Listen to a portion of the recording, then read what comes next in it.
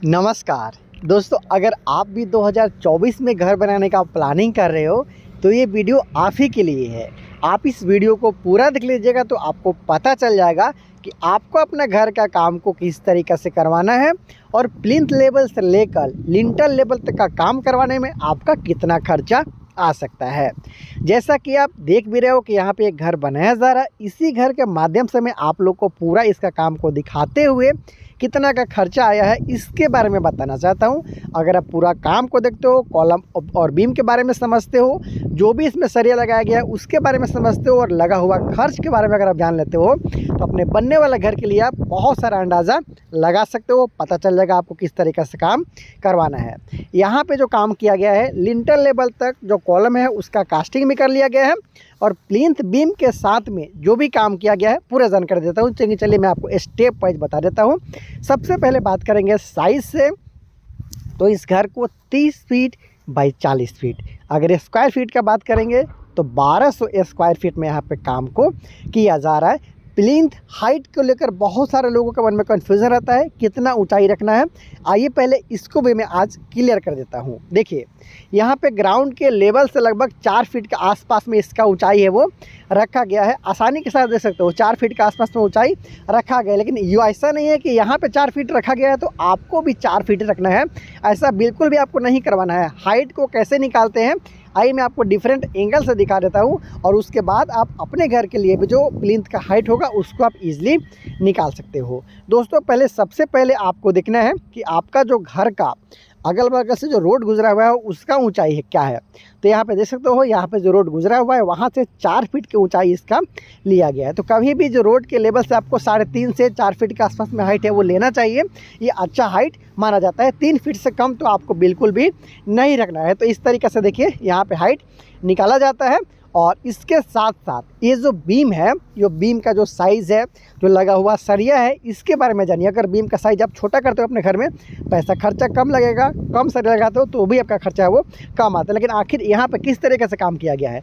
Beam का depth की बात किया जाए तो 12 इंच का है। ये देख सकते हो सारा जो बीम है कुछ इस तरीक़े से 12 इंच का डेप्थ वाला यहाँ पर रखा गया है। ये आप इज़िली देख पा रहे हो। और इसके साथ साथ देखिए तो नीचे में ब्रिक वर्क नहीं किया गया है। तो अंदर का जो भी यहाँ पे बीम है उसके नीचे में सिर्फ एक ही रद्दा का काम किया गया है, ईंट का सोलिंग करते हुए एक रद्दा का, उसके बाद बीम का कास्टिंग किया गया है। इसमें कोई किसी भी तरह का हर्जा नहीं है क्योंकि यहाँ पे कॉलम और जो साइज़ है उसका, कॉलम और बीम का जो साइज़ है उसको अच्छा से ध्यान रखा गया है और ठीक से सरिया का इस्तेमाल भी किया गया। तो अंदर में आपको कुछ इस तरीके से ब्रिक वर्क का पैसा यहाँ पे बचा सकते हो आप, जैसे कि यहाँ पे किया गया है।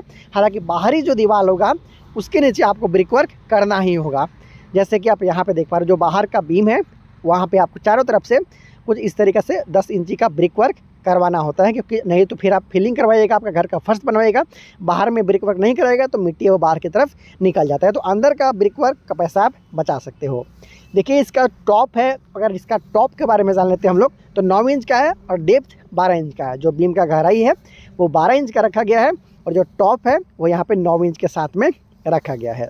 बीम जो आप देख पा रहे हैं इसमें लगा हुआ सरिया की बात कर लिया जाए तो इसमें 4 सरिया का इस्तेमाल किया गया है 12 mm का। इजीली आप यहाँ पे देख पा रहे हो कि किस तरीक़े से इस कास्टिंग है वो किया गया है। यहाँ पे थोड़ा सा खुरदुरा है वो आ चुका है। हालांकि अंदर चल के आपको दिखाऊंगा किस तरीके से काम इसका किया गया है और कितना का खर्चा है, सारा कुछ जानेंगे। लेकिन पहले ये जो कॉलम है इसके बारे में भी जानते हैं, क्योंकि कॉलम का साइज़ और बीम का साइज़ जानिएगा आप तो अच्छे तरीके से आप अंदाज़ा लगा पाइएगा। लगा हुआ सरिया के बारे में भी देख लीजिए। यहाँ पे टोटल 6 सरिया का इस्तेमाल तो यहाँ पे भी किया गया इस कॉलम में भी, लेकिन 4 सरिया जो मेन बार है वो 16 mm का है, ये जैसे देख सकते हो, और बीच वाला 2 सरिया 12 mm का है। तो 2 सरिया 12 mm और 4 सरिया 16 mm के साथ लगाया गया है। ईजिली इस कॉलम और बीम के सहारे आप अपने घर को 3 से 4 तला तक ले जा सकते हो। फिनिशिंग भी काफ़ी अच्छा है, अभी दिखाऊँगा आपको। अगर टोटल नंबर ऑफ़ कॉलम के बारे में भी जान लेते हैं तो देख सकते हो। पहले इसका फिनिशिंग आप देख लीजिए, कुछ इस तरीक़े से इसका फिनिशिंग है। ये देखिए बिल्कुल नीट एंड क्लीन आपको यहाँ पे नज़र आ रहा है। इसका कॉलम और प्लाईवुड का जो फ्रेम होता है उसके साथ यहाँ पे कास्टिंग है वो किया गया है। देखिए बिल्कुल कोर भी आपको स्ट्रेट नज़र आएगा, बिल्कुल सॉलिड कलम आपको दिखने में ही पता चल रहा होगा। तो इस तरीके से अगर आप काम करवाते हो, अच्छा ठेकेदार लेते हो तो आपका घर का मजबूती सही मटेरियल के साथ देते हो आप तो कई गुना तक बढ़ जाता है। बहुत सारे हनीकॉम्ब वगैरह ला देते हैं तो वैसे में आपको मटेरियल के बाद भी मजबूती नहीं मिल पाता। टोटल नंबर कॉलम की बात कर ली जाए तो इस लाइन में आपको 3 कॉलम देखने को मिल जाता है, देख सकते हो। फिर अगला लाइन में फिर 3 कॉलम देखने को मिलता है, उसके साथ फिर कॉलम आपको देखने को मिलता है। इसी तरीके से आपको इस लाइन में 15 से 16 कॉलम टोटल यहाँ पे इस घर में यूज़ किया गया। हालांकि ऊपर भी चल के आप लोग को दिखाऊंगा कि किस तरीक़े से इस घर को डिज़ाइन किया गया है। हालांकि ब्रिक वर्क नहीं किया गया है, फिर मैं आप लोग को मैं दिखाने की कोशिश करूंगा। और खर्च के बारे में तो हम लोग जानेंगे ही। लिंटल लेवल के आसपास तक का देख सकते हो, यहाँ पे जो कॉलम है उसका कास्टिंग कर लिया गया है। ये देख सकते हो जो भी कॉलम यहाँ पे है लिंटल लेवल तक इसका जो ढलाई का काम है वो कंप्लीट कर लिया गया है। दोस्तों आप अच्छी तरीके से समझ पाए, खर्चा के बारे में जान पाए, इसलिए आप लोग को मैं पहले पूरा काम को दिखाता हूँ। काम देखिएगा तो आपको पता चलेगा किस तरीके से काम करवाया जाता है और कितना का खर्चा आएगा अगर आप इस तरीके से काम करवाते हो, अंदाज़ा ठीक से लगा पाइएगा। जैसे कि एक अच्छा काम यहाँ पे किया गया, देख सकते हो यहाँ पे जूट का जो बोरा होता है उसको लपटा गया है प्रत्येक कॉलम में इस तरीक़े से, ताकि जब क्यूरिंग का काम हो, जब तराई का काम हो, कॉलम कास्टिंग के बाद में 7 से 10 दिन तक आपको इसमें पानी डालना होता है ढलाई के बाद में, तो वो नमी बरकरार रहे, इसलिए कुछ इस तरीक़े से आप चाहो तो जूट का बोरा डाल सकते हो। हालाँकि इसका लंबाई और थोड़ा लंबा हो सकता था। चलिए अब देर नहीं करते हैं, चलते हैं घर के अंदर, देखते हैं किस तरीके से डिज़ाइनिंग किया जा रहा है। उसके बाद जानेंगे कि कितना रुपये का खर्चा इस घर को बनाने में अब तक हुआ है। आपने देखा प्लेन बीम का कास्टिंग हो चुका है, इसके साथ साथ लिंटल तक जो कॉलम है उसका कास्टिंग भी किया जा चुका है। देखिए कुछ इस तरीक़े से इस घर को बनाया जा रहा है। 1200 स्क्वायर फीट में इस घर को बनाया जा रहा है, जहाँ पे 3 बेडरूम आपको देखने को मिलेगा, hall, dining area, kitchen, toilet, bathroom के साथ में आपको सीढ़ी भी देखने को मिलने वाला है। तो देखिए 30 फीट बाई 40 फीट का ये बनता हुआ घर है। यहाँ कॉर्नर पे इस घर के लिए सीढ़ी बनाया जा रहा है, यहाँ से मेन एंट्रेंस है, यहाँ पे मेन गेट आ जाएगा आपका। तो चलिए मेन गेट से अंदर चलते हैं और देखते हैं कि आखिर किस तरीक़े से इसका काम है वो किया जा रहा है। तो देर नहीं करते हैं, चलिए। जैसे मान लीजिए यहाँ पे आपका मेन दरवाज़ा आ जाएगा इस घर के लिए, ये देख सकते हो कुछ इस तरीके से। उसके बाद अंदर में स्टेप लिया गया है क्योंकि बाहर की तरफ ज़्यादा जगह नहीं छोड़ा गया है, सामने की तरफ रास्ता है, रोड है, इसलिए इस तरीके से स्टेप का यूज़ करते हुए आप घर में आ जाते हो। ये देख सकते हो इस तरीके से आपका हॉल वाला एरिया है, बीचों बीच हॉल के साथ डाइनिंग एरिया है। और लेफ़्ट साइड में आपको इस घर के लिए लगभग 10 फीट में 11 फीट के आसपास का साइज़ में आपको मिल जाता है सीढ़ी। ये पहला फ्लाइट, दूसरा फ्लाइट और ये तीसरा फ्लाइट, 3 फ्लाइट वाला यहाँ पे लैंडिंग जो यहाँ पे फ्लाइट पार्ट के साथ में सीढ़ी का बनाने का काम चल रहा है। 10 mm का सरिया के साथ यहाँ पे सीढ़ी का काम किया जा रहा है। 3.5 फीट के आसपास का ये चौड़ा आपको देखने को मिलता है, पहला फ्लाइट, उसके बाद दूसरा फ्लाइट, उसके बाद तीसरा फ्लाइट होते हुए आप कुछ इस तरीके से छत के ऊपर है वो चल जाते हो। इसके जस्ट बगल में आप देखिएगा तो यहाँ पे आपको इस घर के लिए कॉमन टॉयलेट और बाथरूम है वो बनाया जाएगा, सीढ़ी के जस्ट बगल में बाथरूम बनाया जाएगा। उसके बाद यहाँ पे आपको एक रूम देखने को और यहाँ पे मिल जाता है। तो इस तरीक़े से पहला रूम मिल गया, बाथरूम मिल गया, इसके साथ साथ आपको ये सीढ़ी है, ये बाथरूम हो गया, उसके साथ ये सीढ़ी का काम भी किया गया। यहाँ से मेन इंट्रेंस था। सीढ़ी के नीचे भी काफ़ी अच्छा जगह है, वहाँ पे आप चाहो तो साइकिल या फिर बाइक पार्क कर सकते हो। और इसके साथ साथ वहाँ पे आपको एक रूम देखने को मिल जाता है, जो दूसरा रूम होगा, उसके साथ एक और यहाँ पे रूम देखने को मिल जाता है, जो कि इस घर के लिए तीसरा रूम होगा। तो इस तरीक़े से 3 रूम के साथ में यहाँ पे काम है वो किया जा रहा है, आप इजीली यहाँ पे देख पा रहे हो। और इस तरीक़े से काम किया गया है। थोड़ा और इसमें मिट्टी का भराई किया जा सकता है।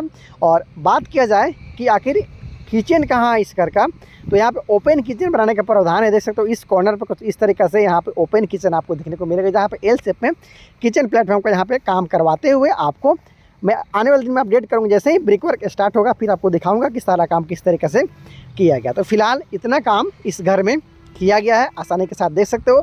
प्रत्येक कॉलम को देखिएगा तो बिल्कुल चमचमाता हुआ कॉलम मिस्त्री और ठेकेदार के द्वारा यहाँ पे इस तरीके से काम किया गया है। थोड़ा बहुत फिलिंग का काम अभी बाकी है, इसमें मिट्टी का भराई है वो किया जाएगा। उसके बाद ब्रिक सोलिंग वगैरह करते हुए घर का फर्श को बनाने का काम किया जाएगा और ब्रिक वर्क आगे की तरफ किया जाएगा। उसके बाद फिर घर का जो आगे का काम होगा वो स्टेप वाइज आपको लाता रहूँगा, दिखाता रहूँगा कि किस तरीके से इस घर को कंप्लीट है वो किया गया।